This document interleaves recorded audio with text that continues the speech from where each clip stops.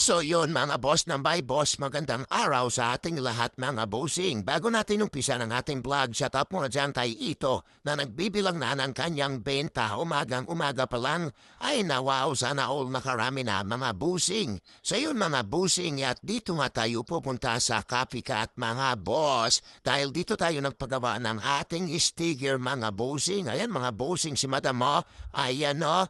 At kung ikaw ay isang vlogger o isang content creator at naghahanap ka ng gagawa ng iyong sticker mga bossing, aba, saan ka pa? Dito ka na, huwag ka nang lumayo pa. At hindi lang yan mga bossing, ayan o, kitang-kita nyo naman kung ano yung kanilang mga ginagawa dito. Ayan o mga bossing o, ayan o, kailangan ko ba bang sabihin yung mga pangalan yan? Ay nawawin din kailangan dahil alam nyo naman ayan kung ano yan mga bossing. Kaya ano pa hinihintay nyo mga bossing kung problema mo ay may kaugnayan sa mga print na yan mga bossing, ay pumunta na dito sa Copycats mga boss at nang matapos na yung problema mo mga bossing. Ayan mga bossing o. Kaya ano pa hinihintay nyo, pumunta na kayo dito sa Copycats mga boss. Dito lang yan sa may public market cordon Isabela mga bossing. Or gusto niyo naman i-pay nyo na lang si Ma'am Margie Ongay at nang matapos na niyang problema niyo mga boss. Sheila mga boss, maraming salamat sa panunod.